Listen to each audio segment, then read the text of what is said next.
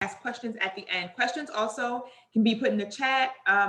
You can chat me privately if that helps you. And you can also send them to slido.com, and then the pound hash number sign social equity. And I'll be watching that as well. And then at the end, I will begin to ask questions. And so I will take it away, AJ. Okay, sounds good. And if you could give me like a 5 minutes before that 15 starts, that would be great. Because if I can put in more information, I will. Well, hi everyone. My name's AJ. I use they pronouns. I am currently in Auburn, Alabama. I'm working remotely for the Oregon Department of Transportation, and it has been a lot of fun working with Decatris. I have done similar presentations as this one, or sessions on LGBTQ plus identities for healthcare places, for schools, faculty, all kinds of different things. And so this is my favorite part of what I do. So I'm really excited to be here today and share some of this knowledge with you all. In terms of how I define equity, very simply, it is fairness rather than sameness. And so I love that graphic that is up on the website with the different bicycles, showing how we have to modify our environment in order to help people from all different identities, different sizes, shapes, etc., be able to have a fair opportunity and ultimately lead us to similar outcomes. So that's what equity means to me. Is there anything else I'm missing, Decatris, in terms of an introduction, or am I good? I'm gonna assume I'm good. Okay, so the first thing I'd like to do is get an idea of who is in the room, right? So what this means is if you can pull up the chat, if that's available for you, if I could get a 1, if this is the first time that you are interacting with material like this at all, and a 2, if this is something that you're familiar with.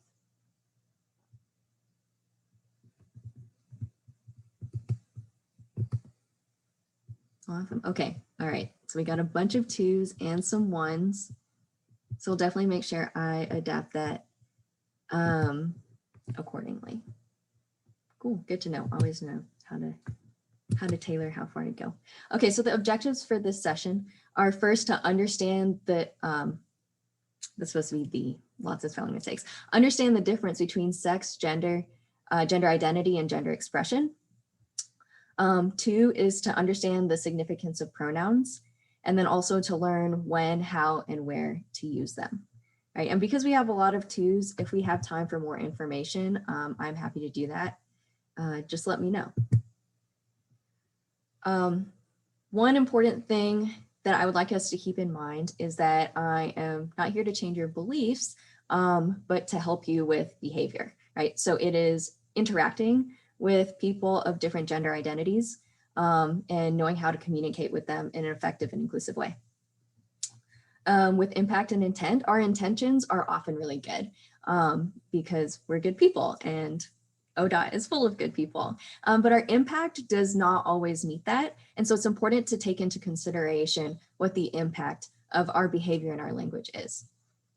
So please keep that in mind throughout the session.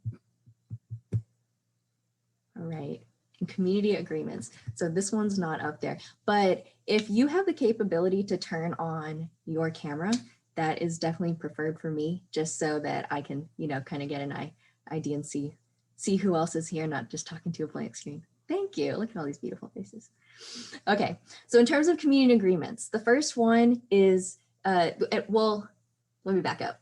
This is really posturing, right? So this is how can you, what would be helpful for you to agree to in order to get the most out of this session, right? Because we're like dealing with some complicated information. And so the first one is understanding that each person is the expert of their own personal experiences, right? The second one is using I statements, not we statements.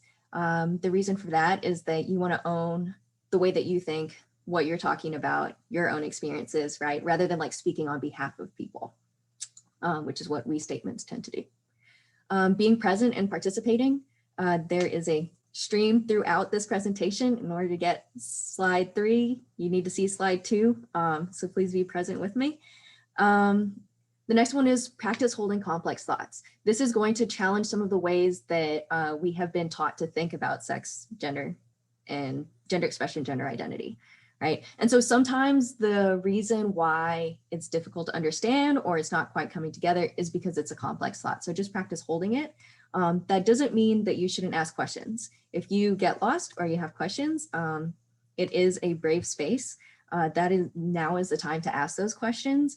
And if you're afraid, if it's like an inappropriate question or something like that, that's okay. I'd rather you put it out there and then I will let you know. And then also explain why.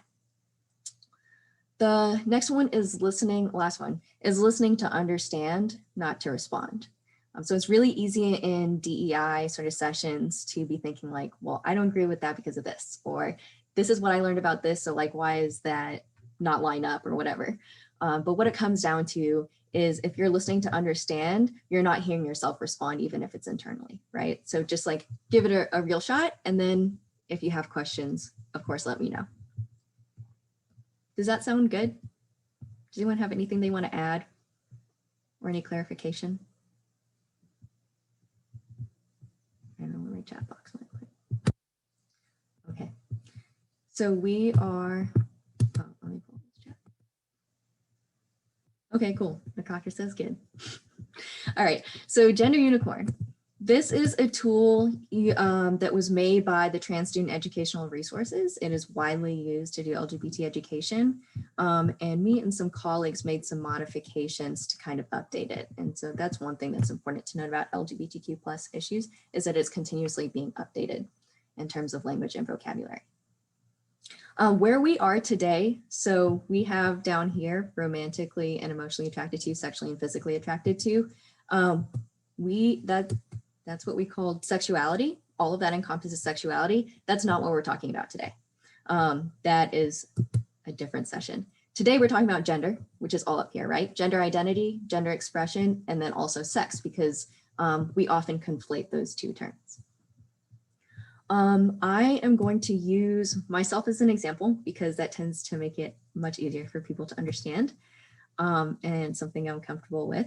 So let's start with sex assigned at birth. This one's the easiest because there's kind of these three buckets, right?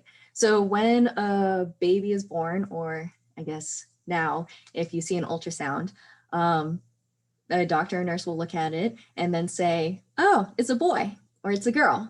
And then when it comes to putting your sex designation on a birth certificate, they choose either an M for male or an F for female. So what we want to remember here, right, is that people are making this decision exclusively based off of external anatomy, right? They're looking at people's genitalia to decide whether or not they are male and female. The thing with sex is that it is a lot more than that. And this is what human geneticists largely agree upon in the field. And so sex also talks about like your internal organs, not just your external stuff, right? And so the reason that we have this intersex category, which may be new for some people, is because it's actually not that easy to put people in one of those two buckets sometimes. Sometimes that genitalia is ambiguous, so we don't know which one to put them into. And then the other thing is sometimes it doesn't match what's internal to the body, right? So for example, you might have ovaries and also like a penis, for example, right? So when it comes to sex assigned at birth, we have these three categories that we're looking at now. For those of you that are curious about how common that is, since it's something that a lot of us may not have heard before, that's about 2% of the population. That is the same percentage of the population that has red hair. So if you know someone who has red hair, you probably also know someone who is intersex. Not necessarily the same person, right? That's not how that works. But yes, so that's kind of a good idea of how quote unquote like normal it is. And so if we don't abnormalize, right, like people with red hair, because that is a 2% group of the population, then it goes to follow that we shouldn't do that with sex either. Are there any questions about sex assigned at birth or this category intersex?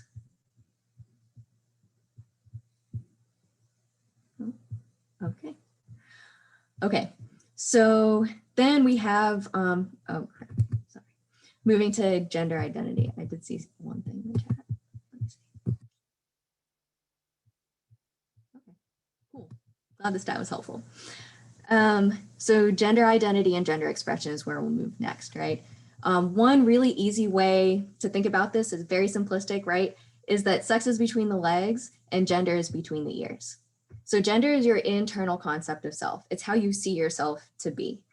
So for example, my sex assigned at birth is female and my gender identity is gender nonconforming. And so you see this category right here, right, where it says anyone else. So someone who doesn't identify as a girl or a woman or a boy or a man, right, but something beyond that.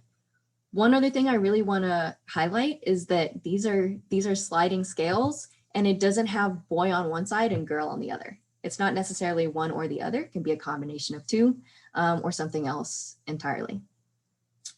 Gender expression or presentation. That is how you express your gender to someone else. So if we can get some participation in the chat, what are some examples of gender expression? So some ways that you typically think like, oh, this is, I'm talking to a man or a woman, or maybe ways that you express your own gender. And also feel free to unmute yourself if you want to contribute that way as well. All right, okay, so makeup, yep.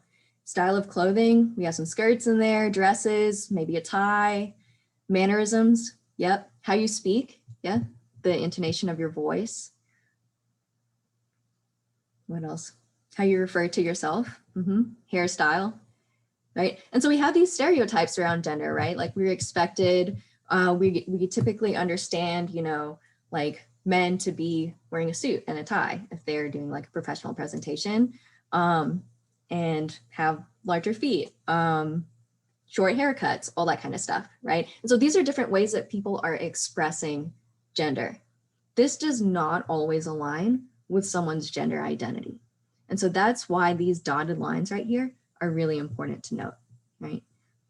Because these are independent of each other. Gender expression does not always tell us what someone's gender identity is, and gender identity doesn't always tell us what someone's sex assigned at birth is, right? So if I were to write down, like if you saw a gender designation for me and it says gender nonconforming, you wouldn't be able to tell what my sex assigned at birth was. Same with gender expression. So really the main whole point here is to understand that they are different, independent things. Hence this next slide with this most important point, right? So objective one, sex, gender identity, and gender expression are independent, different, AKA not the same. They are not, the point there, right, is that they are not always indicators of one another.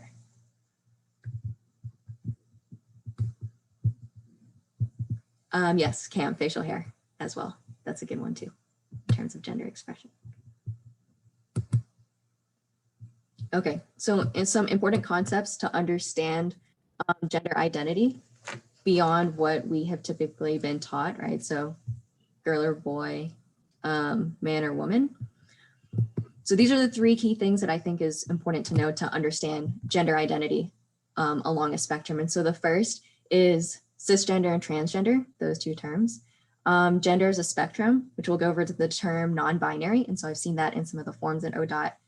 I want to clarify for that. And then also trans man and trans woman.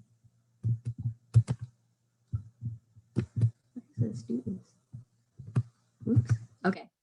Okay, so the term cisgender, right? We just talked about sex assigned at birth and gender identity. Cisgender and transgender it describes the relationship between someone's sex assigned at birth and their gender identity, right? So if you are someone who was assigned female at birth and you identify as a woman, you can check this box right here, right? Then you would be someone who's considered cisgender. This term cis up here means same, on the same side as. So if those two things align, then you'd be considered someone who's cisgender. If you were someone who was assigned male at birth and you consider yourself to be a man, you see yourself as a man, right? Then you would also be considered someone who is cisgender. Transgender, right? This word trans, just like same prefix as transportation, right? To cross across from. So if you were assigned female at birth and you identify as anything other than a woman, then you would be considered someone who's transgender. Same if you were assigned male at birth and you identify as anything beyond that of a man. So your sex assigned at birth and your gender identity do not align. Any questions about cisgender or transgender?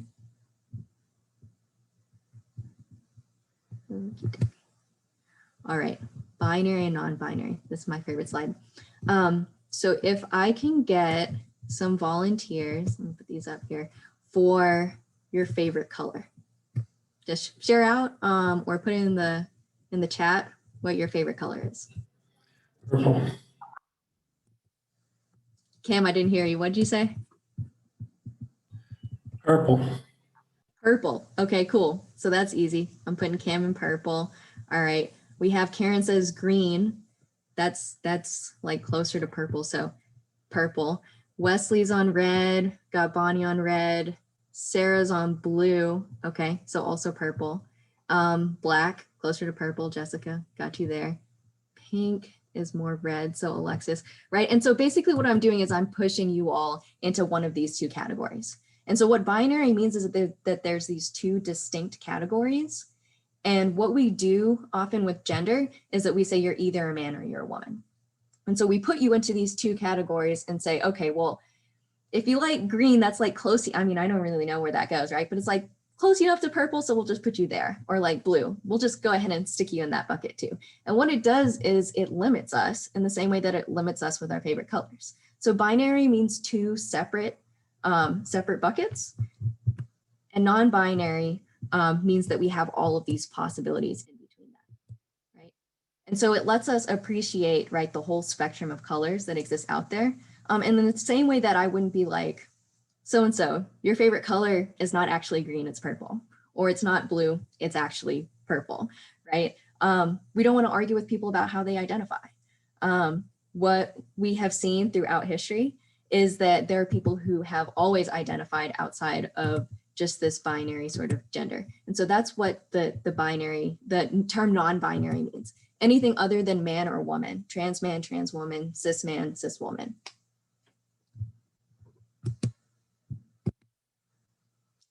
Okay, so then we have the terms trans man and the term trans woman. And so what does this mean and how do we know how to differentiate between these two things? The most important part of this is the emphasis on that last word. So a trans man is someone who identifies as a man. They're someone who sees themselves to be a man. And that what that tells you, because it's right trans, is that their sex assigned at birth was female, right? So your sex assigned at birth is female and your gender identity is man. Focus on the man part, which is why it's bolded and underlined. For a trans woman, same thing, bold and underlined, woman is the important part. That is how the person sees themselves. That is the way to refer to the person. This is someone whose sex assigned at birth was male and their gender identity is a woman. Okay, so in terms of those three concepts, this is those three concepts. Are there any questions about those? Yeah, AJ, we have a question. Are surgical choices, like the choices to affect my sex as an example, an example of gender expression or gender identity or both? I know that's going back a few slides, but, or is it something completely different? Yeah. So I would say that's when someone is aligning their sex. It's called a gender confirmation surgery, aligning their sex with their gender identity. That's how I would look at that. But the most important part, right, is gender identity and gender expression. And so this is how people want to be referred to, which is where we're moving. It's typically less important to know, or like not important at all, to know what someone's surgical status is, right? Particularly, I know like with the DMV in Oregon, it does not require any information to do that. I have a question about the binary, non-binary thing. Sure. So does to be non-binary mean anything concretely, or is it strictly, I mean, before you talked about gender was between the years. So I'll just use myself. 65-year-old male, born a male, married 40 years. My daughter sometimes says that she has two mommies. Can I call myself non-binary? Or I realize I can, but does it have any meaning with my real physical circumstances? Yeah, so it's not a relationship between like your physical circumstances and something else. It is how you see yourself. So if you don't strictly see yourself as a man, right, and you see yourself as something beyond that, but not necessarily a woman either, then non-binary would be a term to describe yourself. I'm just Not for as me being, concrete. Sorry, go ahead. for me being this old, everything was pretty much concrete, right? Whether it really was or not, that's how I grew up and that's how I perceived. And so now there's all this other stuff. And so part of me wants to nail everything down and have concrete definitions, right? And so, but it appears to me that maybe there isn't a concrete. I mean, you're giving us definitions, but it doesn't feel concrete. How about that? Then I'll let you continue. And yes, so I'm affirming what you just said. It is not that concrete. It is a lot more complicated than we have known it to be in the past, or have like broadly like taught people. The best analogy I have for this, I was talking to my mom the other day, and she said that when she was a kid growing up in her science classes, they were taught that the universe was our solar system, that was the entire universe. And what we know now is that it is much more beyond that. So as we learn, as we grow, and understand more about human beings, we expand our ideas of how to talk about identity and how people see themselves. So it gets a lot more fuzzy.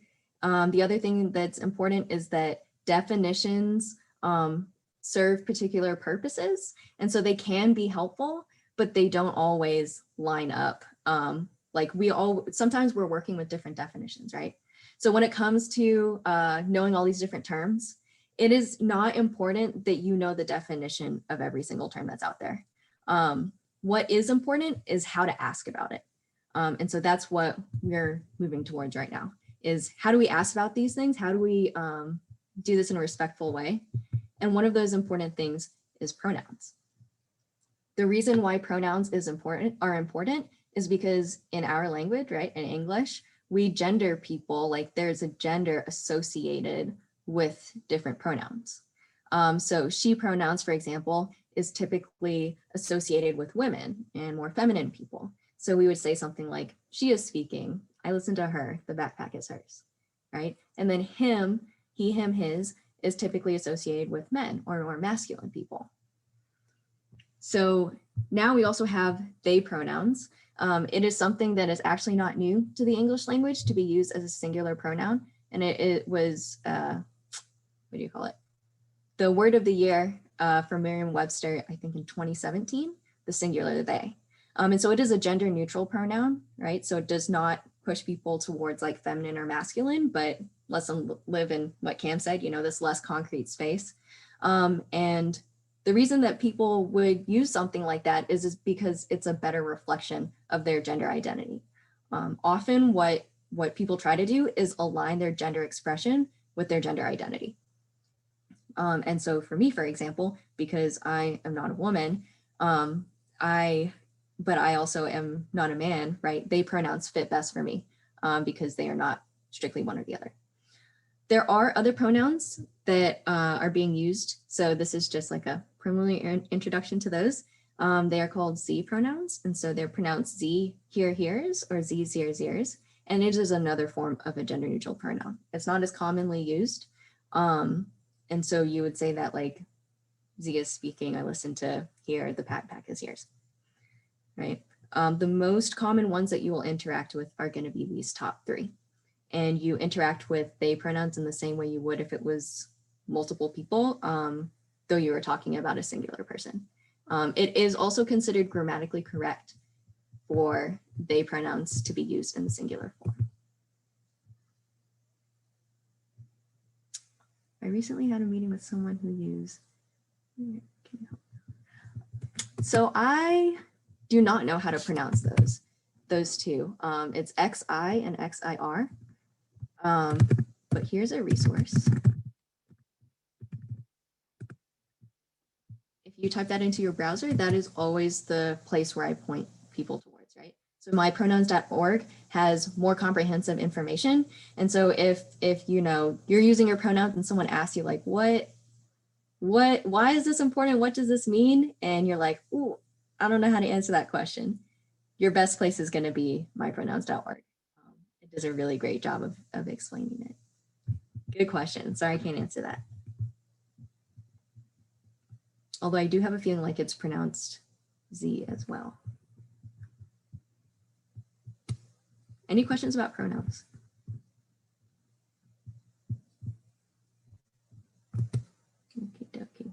Okay, so using pronouns, right? So how do we actually use this, which is the whole point of this presentation, right? And so that's what being like, okay, we learned all this stuff about gender identity, but what does this actually mean for my own behavior and my own language? So when it comes to using pronouns, this is how you ask for them, right? It's very similar to how you would ask for someone's name. So you say like, what are your pronouns? Or what pronouns do you use? Or which pronouns do you use, right? And the way that you can respond to that, that I would respond to that is I use they pronouns, or I use they, them, theirs, or my pronouns are they, them, theirs, right? How to receive them. So if someone is like, hi, I'm AJ, I use they pronouns, then you're just like, okay, cool. My pronouns are whatever they are. Or just say, okay, smile and move on to the next part of the conversation. It's not meant to be like a super big deal. It's just to help you know how to refer to the person in the way that is most affirming to them. Where to use it? You would use that wherever you used your name. So that could be your email signature. I've seen a lot of people on ODOT use that. One pro tip that I like to do is hyperlink that to the mypronouns.org thing. So if someone sees it, they can just go ahead and click that link. And let's see, so like name tags would be another good place. Zoom is a good place to do it as well, in parentheses, like I have mine here. And then when to use them. So if you're introducing yourself, that would be a good place to introduce yourself with not just your name, but also your pronouns. And then also in the context, right? So if you have someone who is disclosing this information to you, like say they came out to you as like trans or something like that, and we're like, this is the name and the pronouns that I use, just check with them, like ask them whether or not that is what they are like using broadly, like to everybody in ODOT, like they're officially changing these things, how they want to be referred to and so forth, so that you're not like disclosing that information to someone else, right? If someone puts their pronouns or something like that in their email signature and whatever, that is a very like good indication that they're more open about it, right? And so the other important point about pronouns is that that we should be using them regardless of whether or not the person is there, right? So it's not appropriate to be to switch pronouns or use other pronouns for someone just because they're not there. Okay. There's a bunch going on in the chat, so let me check. One question is, how do you get like this level setting in a meeting? How would you do that? Level setting in a meeting. Like how would you, in terms of introductions, like how do you make it a meeting norm, or what's a good way to start this in a meeting setting when people are doing their introductions? Yeah, the best thing that you can do is do it by example. And so if you are someone that's leading a meeting, it is introducing yourself with your name and your pronouns. If it's something that's new, right, we're socializing equity across the agency right now, to give like a sentence or two about it. Like this is just a way that we can be more inclusive to people with different gender identities. So if you feel comfortable, please tell us what pronouns you use. And it's something that people will catch on to, right? It is a language change. And so just like learning any other language or making modifications to the language, it's easy to make mistakes. And it's also something that you learn over time. So the more people around you that are doing this, the easier it becomes. If you are not in charge of the meeting and you are just another participant, introducing yourself with your name and pronouns too kind of opens that door for other people to do it as well, or to let people who might be trans in the room know that you know something about that, and it just it's helpful in that way, right? But pronouns should always be optional. You should never force people to say what their pronouns are. Did I answer all the questions about how to do that in a meeting? Are there any others? There was none others in the chat. The only other thing in the chat in terms of question is, what if someone's pronouns are an example of she, they? The assumption is they're okay with either. Is that right? Yep, that's the right assumption. So either, which means you could use both or just one. It's also a really great opportunity to be practicing they pronouns, right? Yeah. And I had a question in the chat. I think Nicole just missed it, but is it better to, like, if you don't know somebody's pronouns or they don't feel comfortable sharing it, is it better to, like, people who you're not really sure of, is it better to assume they, them? Yeah, so that's the best practice. The best practice there is to use they pronouns until someone tells you what their pronouns are. Good question. And that takes practice and time, because we're used to making assumptions and assigning, basically assuming what someone's pronouns are is essentially assigning a gender to them, right? Like you're confirming, you're saying like, this is what I think your gender expression is, and this is the way I'm going to refer to you. So yeah, they pronouns is going to be your best bet. All right, so what do you do when you mess it up? Because the thing is, you're going to mess it up. That's why I put when there. It is just not possible to not mess it up. The only way that you can not mess it up is by not saying anything at all. And that is worse than not trying. So that's the first thing, right? Is to understand that, like, you got to own that if you want to be someone who is inclusive of people of all genders, right, then messing up is a part of that. And so handling that with grace is what becomes important, right? So if it's in the moment, just repeat what you said, but with the correct pronouns, right? So if I said like, oh, AJ went to that meeting and she seemed pretty cool, right? Then you just say, oh, AJ went to that meeting and they seemed pretty cool. Or you just say, oops, I meant whatever. So you repeat it with the correct pronouns, or just say sorry and repeat it. What you don't want to do is have this big, huge apology, right? Where you are drawing a bunch of attention to the whole situation, because that's not the idea, right? And then it makes it about you instead of about correcting your mistake in the other person, right? Like, again, impact and intentions. So it's just a really simple, like, oops, my bad, and then repeat. If it's after the fact, so this is, like you realize, this just happened to me last week, right? So I was like doing a talk on this, and then someone realized that in the whole beginning of the talk, pronouns on the whack, right? So after the fact, what you can do is just send them an email or talk to them later, and be like, I just realized that I used the wrong pronouns and wanted to apologize or say sorry. I appreciate your patience with my learning, and I'll do my best to get it right the next time. And that's it. Any questions about that? Or other situations that may have come up related to pronouns? I have one. Hi, this is James Darnell. Hey, James. Hi, he, him. Sometimes I'll use like polite, I guess, words that are kind of tied to certain genders, i.e. like yes, sir, yes, ma'am. Mm-hmm. And I don't really know if there's a safe way of using that if you're accidentally, let's say, misgender. I feel like this is an area where I'm probably going to mess up trying to be polite, but end up pushing people in the wrong direction. Is there a guidance on that? Yeah. Ooh, this is everyone's favorite question. Especially here in the South, because we sir and ma'am everybody. Yeah, I'm a former Navy brat, if you will. So okay. Politeness was key growing up. So it's pretty well engraved into my my natural speaking habits. Yeah. Okay. So the way that I talk about that is that like you said, it is a matter of politeness. When we are saying yes, sir, yes, ma'am, our intention there is to be most respectful of this person, right?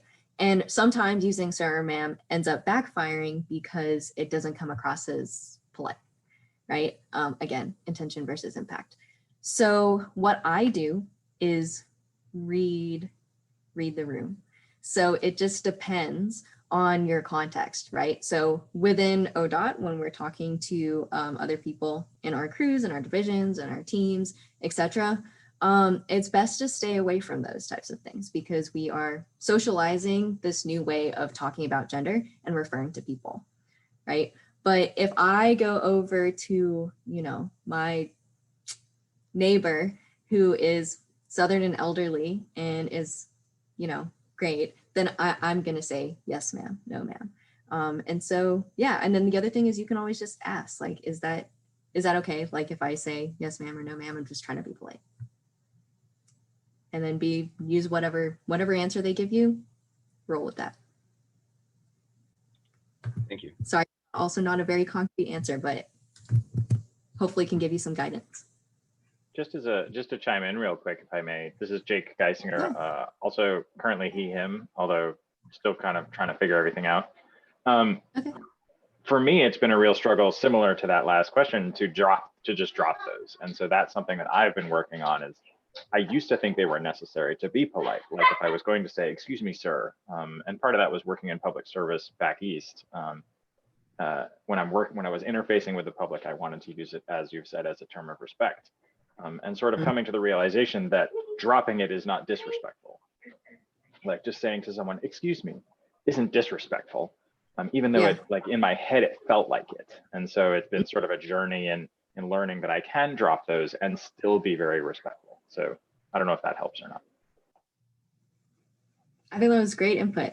Thanks so much for sharing that. And that comes down to, right, like all of our other ways of talking about language. Like we didn't used to say what's up before, and now that has a different meaning. And so as times change, as culture changes, and we're assisting in this culture change, it's something that we can do to help with that, help facilitate that. AJ, Okay. can you talk about what it looks like to do salutations in business writing or in emails? Okay, so is this referring to like using Miss and Mr.? I would guess like when you're opening up, like how you would do it. Mm-hmm. Okay, so when it comes to titles, giving people the option of choosing that title, right? So, my battery has decided it's going to be low. So it's choosing that title, giving them the option to, rather than just assuming what it is. And then if you want to use a gender neutral title, it is pronounced mix, like M-I-X. And it looks like MX dot, right? So making sure that a gender neutral option is available and also no option is available, right? So some people might not want a title. If I just don't know, right? Like people just will see, they know your name is AJ Cam, they know my name is Nakatris Perkins. And so when they're writing an email, in a business email, a lot of us have been taught that you wouldn't write Nakatris and then start the email. You would want to do something Perkins. And so what do you put there? Do you just put Perkins? Do you put your whole name? In terms of an email or a business letter, what would you suggest putting? I would use their title. So like their job title, or just put their full name there. Or whatever name, like, right, so with ODOT, whatever the asterisk is, I would use that one. It is tricky territory. If you have specific questions about it that like comes up, definitely let me know and I will try to help, right? But yeah, and then also like Susie says here in the chat, dear so-and-so. So you can be polite, you can address people well without having to use gender terms. And so kind of like Jake talked about before, we sometimes feel like, okay, well, we can't use sir or ma'am.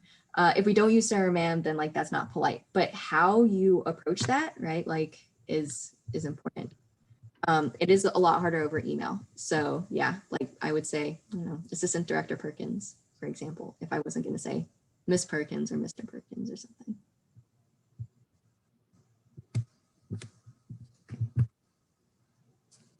These are my pro tips. If you don't know someone's pronouns, use they pronouns, as we brought up before.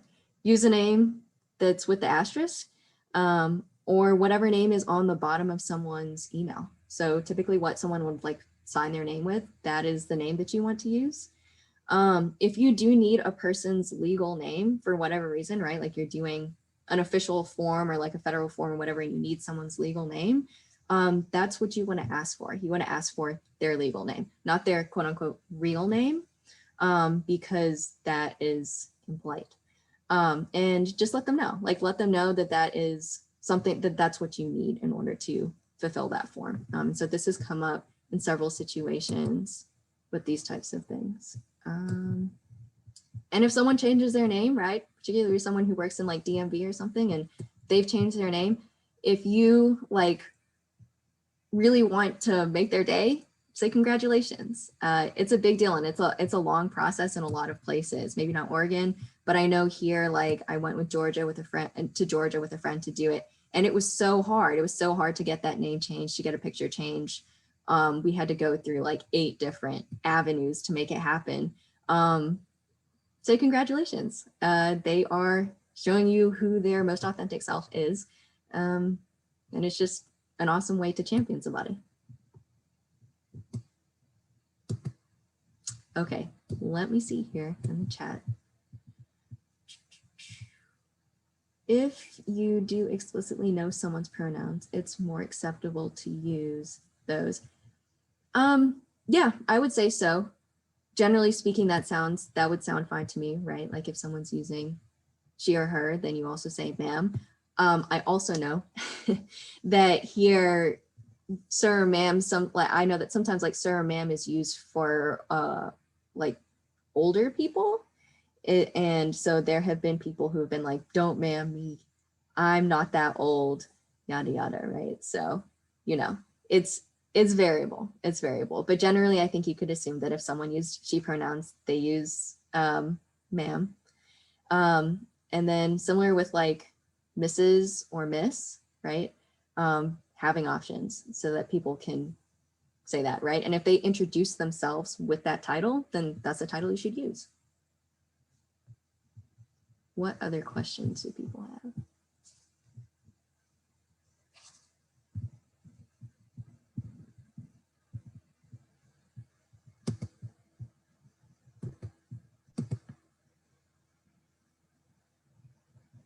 Okay, cool. And so Jessica says, I'm married but prefer Miss MS dot. Can you pronounce your last name for me? Rondema? Rondema. Yeah, you got it. Rondema. Cool. I had it right the first time. Right.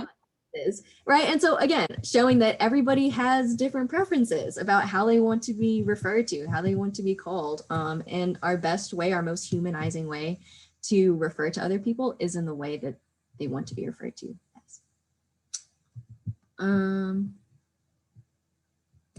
Okay, so let's see. Cool, we still got 15 minutes. So I am going to go over also some gender inclusive language since we have time. If this thing will let me go. Here we go. Okay, so trans inclusive language. Important point, especially when we are interacting with trans people. So first of all, here's a list of things that you want to avoid saying and things that you want to say instead. So previously the term hermaphrodite was used, but it is a very offensive term. It's also not factually correct. So instead what you want to say is intersex. That's a terminology that you would use. Transsexual was also a term that used to be affirming, but is not anymore. Okay, don't say gay, my bad. That's not supposed to be in there. This was previously LGBTQ plus inclusive language. So instead of saying transsexual, you would want to say transgender. The reason behind that is because transsexual has meant in the past someone who has also went through some type of biomedical transitioning. And so it kind of infers that they're a real trans person versus someone who's transgender. And that is not cool. It's a way of being exclusive within the trans community. And so we are moving far away from that if we can and using transgender instead. The other terms, right? So born male, born female. we just learned the language, right? Assigned female at birth, assigned male at birth, and it is a better reflection of what actually happens then, right?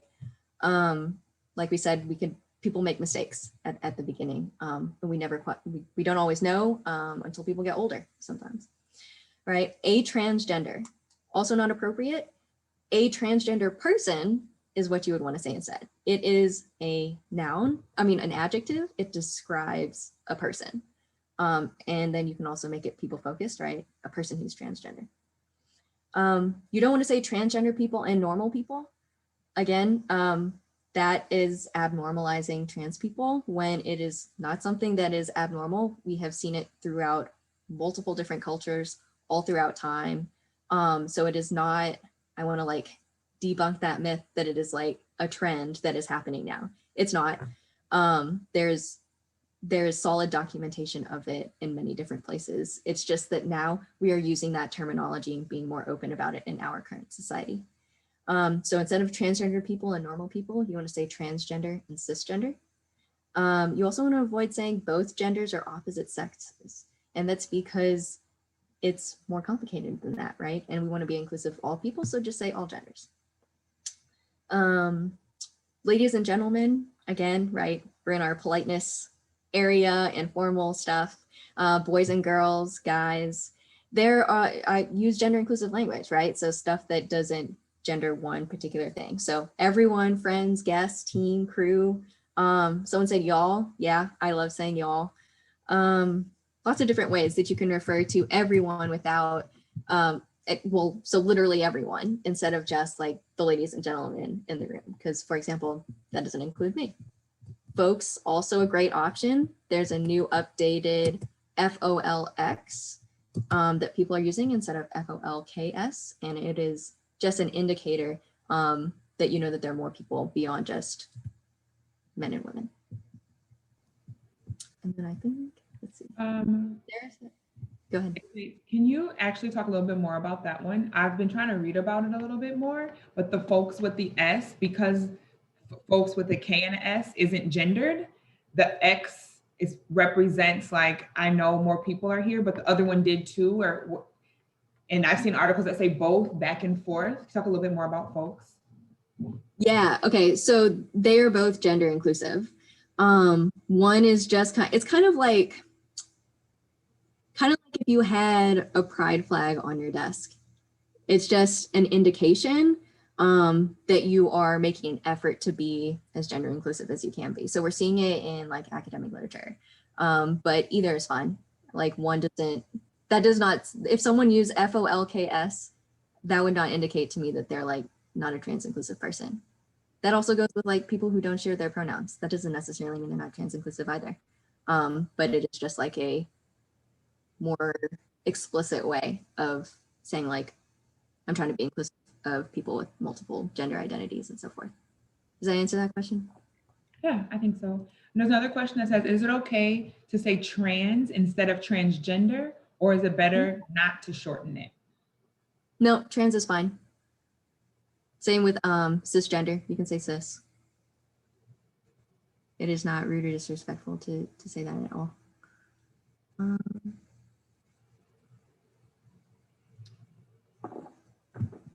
A lot of appreciation for the presentation thus far. It sounds like permission is key, and it's better to ask and be sure rather than to assign or assume inadvertently. Yep, definitely. I do have another couple slides with trans inclusive do's and don'ts, if you want me to go over that. Yeah, we can probably about five more minutes. Okay, let's do it. Okay, trans inclusive don'ts. Some of these we already covered, right? So first is not arguing with anyone about how they identify.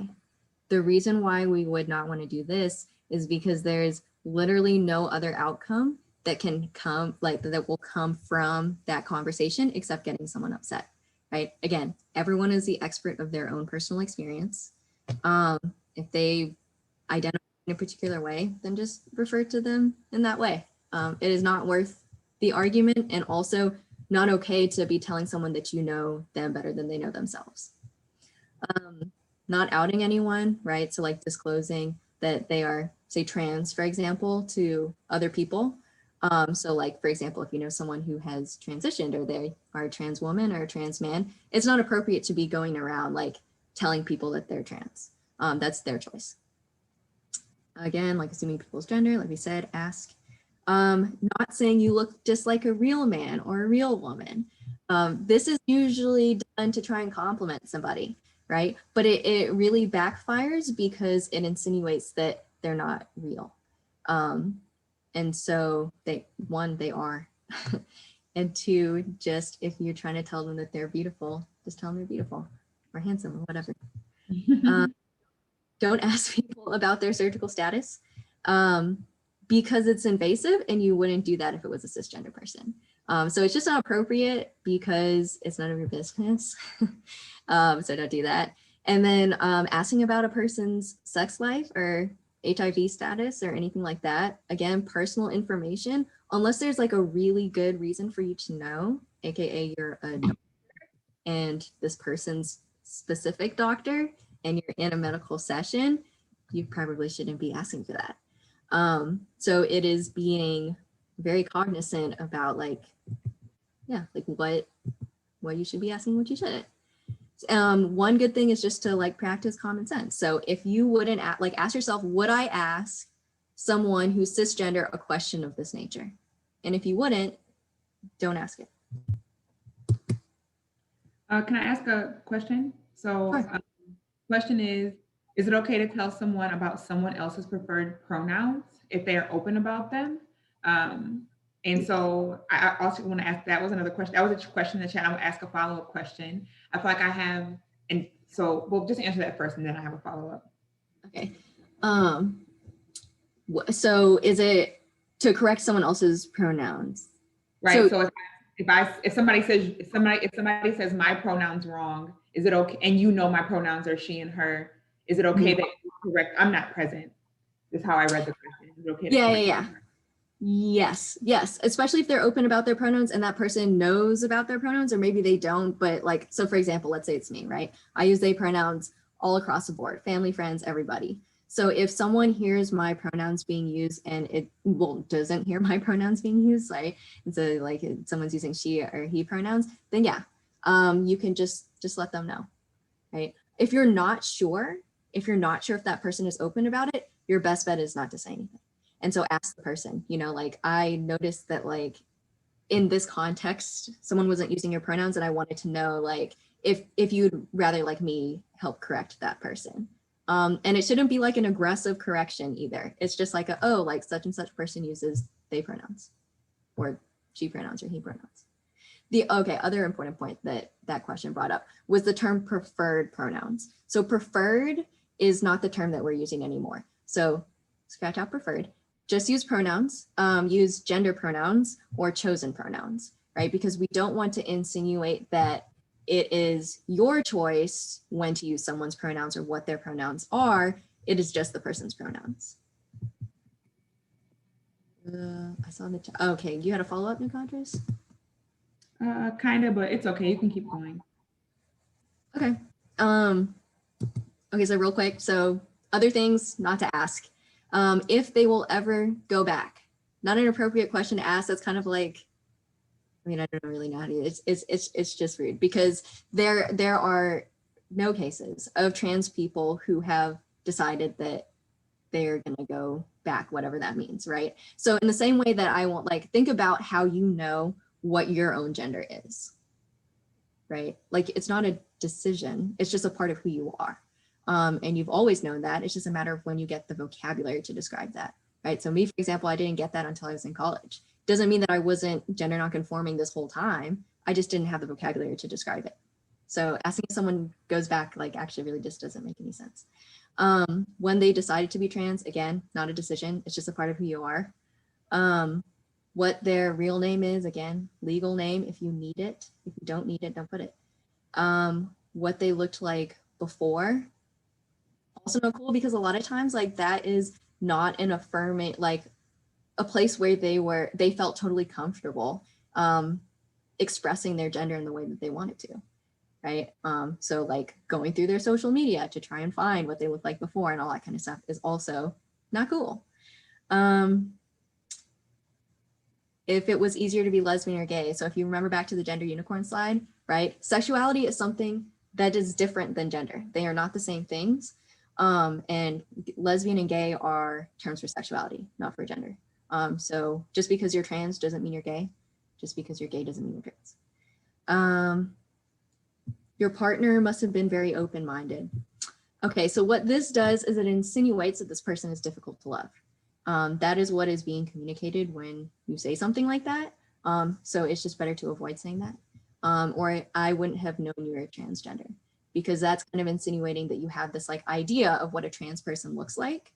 When the reality is like you run into trans people and most of the times you don't know it. Okay, so your do's: introduce yourself with pronouns, use the name and pronouns people use for themselves.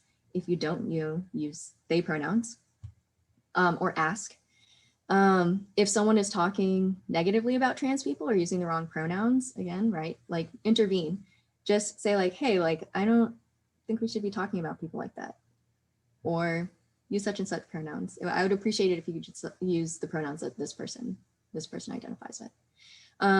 Again, common sense, right? Asking, would I ever ask a cisgender person a question of this nature? And apologize when you mess up. And I think I will stop there because we have like 1 minute left. So are there any outstanding questions or anything that was confusing or I should explain a little bit more? There's no outstanding questions in Slido or the chat. Cool. We're all experts now. Thank you very, very much. There is a lot of appreciation in the chat. Okay. We appreciate, and I want to appreciate you. Thank you very much. This session will be up. We recorded it, so it will be up on the intranet in the next week or so that you can see that and you can use it in a way that makes sense for you all. Really appreciate everybody for coming, and I hope that you come back in March and bring a friend, or as in a peer or a supervisor or somebody else who works at ODOT. So thank you very much, everyone. And AJ, appreciate you. Yeah, absolutely. Thanks for the opportunity.